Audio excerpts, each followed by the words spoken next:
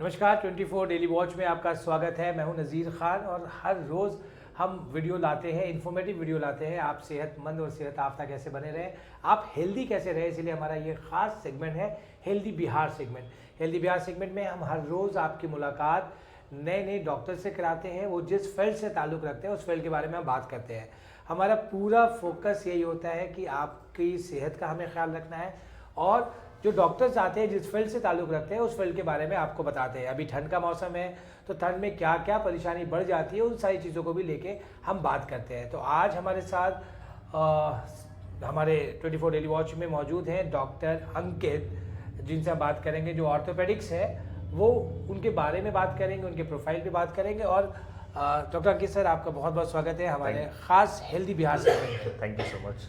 सबसे पहले हम जानना चाहेंगे आपके प्रोफाइल के बारे में कि आपका एकेडमिक क्या रहा, आप कहाँ के रहने वाले हैं और आपने शुरुआत कहाँ से करी। मैं पटना का ही रहने वाला हूँ। मैंने अपना MBBS जो है मुजफ्फरपुर से किया था, उसके बाद PG दिल्ली से किया। उसके बाद अलग अलग प्रीमियर इंस्टीट्यूट जैसे कि एम्स दिल्ली हो गया, एम्स पटना हो गया, फिर मेदांता, वहाँ काम किया। और मैंने साउथ कोरिया भी गया था मैं, वहाँ पे मैंने फेलोशिप किया जॉइंट रिप्लेसमेंट में और आर्थ्रोस्कोपी में। जी, यहाँ आके आप कैसा लग रहा है पटना शहर में काम करके? बिकॉज आपने कैसे कहा कि आपने मेदांता में काम शुरू किया था, एशियन में भी आपने काम किया और इससे पहले दिल्ली में भी आपने किया, लेकिन पटना में इस जगह पे काम करके नंबर्स ऑफ पेशेंट्स या एक्सपीरियंस कैसा है आपका? देखिए, पटना में प्रॉपर हेल्थ केयर का बहुत डिफिशियंसी है जी। मतलब लाइक एक क्वैक वाला प्रैक्टिस बहुत प्रोमिनेंट है यहाँ पे। पेशेंट आते हैं, मैं अपनी फील्ड की बात कर रहा हूँ, पेशेंट आते हैं कैल्शियम पेन किलर लिख के उनको भेज देना है, बट प्रॉपर डायग्नोसिस पे नहीं कर पाते, प्रॉपर जो रूट कॉज है उनका, उनके प्रॉब्लम का, उस पर लोग नहीं जाते हैं। तो मैं पूरी कोशिश करता हूँ कि जो रूट कॉज है पेशेंट का उस पर मैं पहुँच सकूँ, प्रॉपर ट्रीटमेंट वगैरह जो है पेशेंट को प्रिस्क्राइब कर सकूँ। मतलब देखने को ज़्यादा मिलता है बिकॉज आज जो लोगों का माइंड सेट है, मैं उस पर बात कर रहा हूँ कि पहले के लोग सोचते थे कि डॉक्टर साहब के पास गए, उनका हकीम साहब के साथ देख लिया, बता दिया, मर्ज दे दिया, दवा दे दिया तो वो खुश हो जाते थे। लेकिन आज तक मरीज लोगों को जो लगता है कि हमारे पैसे खर्च होते हैं, जैसे आपने कहा कि प्रॉपर केयर नहीं हो पाता, लेकिन जो लोगों की मेंटालिटी है वो भी एक सेट हो गई कि हम डॉक्टर्स के पास जाते हैं तो वो एक्सरे है, अल्ट्रासाउंड है, MRI है, CT स्कैन है, वो कराते हैं। लेकिन इस बारे में आप क्या कहेंगे? देखिए, जो ओवर द काउंटर मेडिकेशन होता है वो लेने से या क्वैक वाला प्रैक्टिस फॉलो करने से पेशेंट को तुरंत पता नहीं चलता है कि उनको क्या हानि हो रहा है। बट आफ्टर लॉन्ग टर्म, जैसे स्टेरॉइड्स वगैरह जो होता है, क्वैक्स जो है बहुत देते हैं, या ओवर द काउंटर मेडिकेशन में क्या होता है, फार्मेसी वाले जो होता है स्टेरॉइड दे देते हैं ताकि कोई भी प्रॉब्लम हो, पेन वेन हो, तुरंत सबसाइड कर जाए। बट लॉन्ग टर्म में आफ्टर 5 ईयर्स 10 ईयर्स वही पेशेंट रोते हुए जो होता है डॉक्टर के पास वापस आते हैं कि कुछ आप कीजिए, मेरे घुटने बचा लीजिए, मेरी किडनी को बचा लीजिए। तो इस कारण जो है ये चीज लोगों को जागरूक करना बहुत जरूरी है कि ओवर द काउंटर मेडिकेशन और प्रॉपर जो होता है हेल्थ केयर होता है या प्रॉपर जो हेल्थ का एडवाइस होता है उसको नहीं फॉलो करने से क्या इशू होता है, ये बहुत जरूरी है। मैं यही कोशिश करता हूँ। वर्ड ऑफ माउथ बहुत इंपॉर्टेंट है। एक पेशेंट से 4 पेशेंट, एक लोग से 4 लोग। तो मैं हर एक पेशेंट को समझाने की कोशिश करता हूँ कि ये चीज़ आप मार्केट में जाएं, अपने परिवार में जाएं, अपने गांव में जाएं, तो ये चीज़ जरूर बताएं कि इससे क्या क्या हानि हो सकता है। कोई भी मरीज को 2 मिनट 3 मिनट 4 मिनट देखने से कोई ऐसा कोई हानि नहीं होता है। सबसे इंपॉर्टेंट है उसकी बात सुनना, उसकी बात सुनो और अपनी बात उसको समझाना। पेशेंट का सेटिस्फैक्शन बहुत इंपॉर्टेंट है। जाहिर सी बात है, कोई मरीज अगर आपके पास अपनी परेशानी को लेके आता है तो उसको आप अच्छे से सेटिस्फाई करें, उनको बताएं कि नहीं आपका ये मर्ज है और ये इतना लंबा चलेगा। आपने सही कहा कि बहुत से लोग आते हैं तो पेन किलर दे दिया, स्टेरॉइड दे दिया, जिससे कि वो 1 साल 2 साल 3 साल तक आराम मिलेगा, बट आगे उन्हें प्रॉब्लम्स होगी। जी। ऑर्थोपेडिक्स या ऑर्थो ही लेना, ये क्या आपको शुरू से था दिमाग में कि नहीं मुझे इसी फील्ड में जाना है, इसमें ही मुझे करना है? देखिए, ऑर्थोपेडिक्स लेने का सबसे बड़ा रीज़न था कि एक MBBS जो करके आते हैं लोग, या फिर जो MBBS नहीं करते, आयुर्वेद हो गए, होम्योपैथी हो गए, विद ऑल ड्यू रिस्पेक्ट, सर्दी खांसी बुखार या जो भी है उसका बेसिक इलाज कर लेते हैं। लेकिन जो टर्शरी ट्रीटमेंट होता है, प्रॉपर जो ट्रीटमेंट होता है, वो उसके लिए सब भागते हैं। जैसे पटना के लोग भागते हैं, प्रॉपर मेट्रो टाउन से भागते हैं।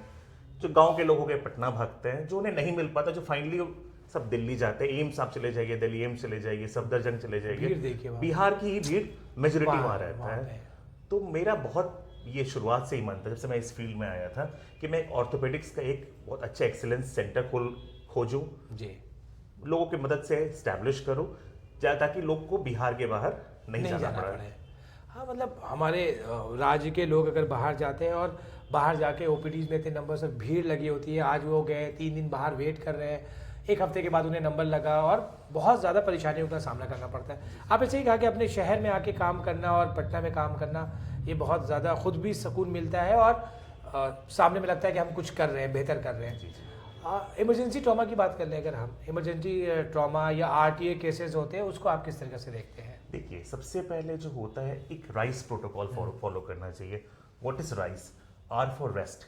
अगर आपको चोट लगे तो उस पार्ट को रेस्ट दें, आप इमोबिलाइज कर सकें। जैसे आप गाँव में देखते हैं, लकड़ी का पट्टा हो गया, जो भी हो गया, लोग रुमाल से बांध देते हैं। सबसे पहले लोग को वो करना चाहिए। फिर आइस, राइस का सेकंड होता है आई, आई फॉर आइस, बर्फ की सेकाई करनी चाहिए। अगला होता है सी फॉर कॉम्प्रेशन, उसमें पट्टा बांध के रखना ताकि ब्लड फ्लो वगैरह जो है जी प्रॉपर उसमें सिक्योर हो सके। हाँ। और फिर होता है एलिवेशन, ई फॉर एलिवेशन, हाथ को, पैर को, जो भी जहां भी चोट लगे उसको थोड़ा उठा के रखे शरीर के लेवल के ऊपर से। इसके बाद भी अगर पेन वगैरह जो होता है वो सबसाइड नहीं कर रहा है, तो आरटीए हो या होम इंजरी हो या कुछ भी हो, पेशेंट्स को फिर अपने नियरेस्ट डॉक्टर के पास आना चाहिए। अगर ऑर्थोपेडिशियन अवेलेबल है तो वेल एंड गुड, वरना जीपी जो जनरल प्रैक्टिशनर्स होते हैं उनके पास जाना चाहिए, ताकि इस चीज़ को इग्नोर नहीं करना चाहिए। मैं एक एग्जांपल बता रहा हूँ, there was a sprain ankle. वो स्प्रेन एंकल पे चली जा रही थी, एक्सरे नहीं कराया, प्रॉपर ट्रीटमेंट नहीं लिया, and finally it converted to a chronic sprain. मतलब वो अब ठीक नहीं हो पा रहा है उसका। अब मेरे ट्रीटमेंट फॉलोअप में है तो काफ़ी बेटर है ये। इस चलते समय रहते हुए जागरूक होना और इनिशियल ट्रीटमेंट खुद से करके इवेलुएट करना बहुत ज़रूरी है। लोगों को इतना इन्फॉर्मेशन होना चाहिए कि अगर आपको चोट लगी है और कहाँ पे लगी है, किस तरह की चोट लगी है, तो आप खुद से कुछ करके आपके जो नियर बाई जो हॉस्पिटल्स है वहाँ पे ज़रूर जाएं। ये नहीं कि घर में खुद डॉक्टर बन जाए और मोबाइल खोले और यूट्यूब वीडियोस देखें, गूगल देखें। आजकल अमूमन तौर पे यही देखने को मिल रहा है कि लोग कुछ दर्द है तो यूट्यूब पे वीडियोस देखते हैं, गूगल पे मेडिसिन लेके खा लेते हैं। क्या ये चीज़ें सही है आपके नज़रिए से? बिल्कुल सही नहीं, बिल्कुल सही। They are playing with their life, ठीक है। बट हाँ, अब लोग को धीरे धीरे जो होता है रियलाइज हो रहा है। काफ़ी लोग जो होते हैं विथ न्यू टेक्नोलॉजी, जैसे टेली कंसल्टेशन हो गया, वीडियो कंसल्टेशन हो गया, ये सब के कारण जो होता है थोड़ा लोग जागरूक हो रहे हैं कि गूगल के पीछे नहीं भागने के लिए। आज से जो 5 साल पहले कंडीशन था, वो कंडीशन धीरे धीरे बेटर हो रहा है। पैंडेमिक के बाद आप कह सकते हैं कि ये कंडीशन चेंज हुआ, बिकॉज पहले था कि हमें डॉक्टर्स के पास जाना है, ओपीडी में मिलना है, और जैसे हमने अभी पैंडेमिक देखा, कोरोना का जो टाइम था, उसके बाद सारे डॉक्टर्स वीडियो कॉन्फ्रेंसिंग के थ्रू या उससे बात करते थे डॉक्टर से, तो ये चीज़ें प्लस पॉइंट है, आप मानते हैं? राइट। हर एक का प्रोज और कॉन्स होता है। ये पैंडेमिक जो है कोविड का हमें ये सिखा के गया कि डॉक्टर्स का वैल्यू क्या है और प्रॉपर एडवाइस का वैल्यू क्या है। सबसे ज़्यादा जो हम अगर जानना चाहेंगे, क्योंकि आप लोगों की जो सर्जरी होती है ख़ासतौर के ऑर्थोपेडिक्स की, वो बहुत लंबी सर्जरी होती है। आपकी जो सबसे लंबी सर्जरी, या आपको लगा कि नहीं ये बहुत मुश्किल है, अब नहीं हो पाएगा, कभी ऐसा फेज आया आपके पास? कोई भी सर्जरी टीम वर्क होता है। एक टीम बहुत ज़रूरी है एक प्रॉपर सर्जरी का अच्छा रिजल्ट के लिए। बाय गॉड्स ग्रेस अच्छी टीम है मेरे पास, जहाँ गया अच्छी टीम है। अभी मैं पामव्यू एलिट हॉस्पिटल में हूँ, यहाँ की टीम बहुत अच्छी है, बहुत सपोर्टिव है। कुछ दिन पहले हमने एक 5.5 घंटा की सर्जरी की, बट विद एवरीवन सपोर्ट जो है आउटकम बहुत अच्छा रहा।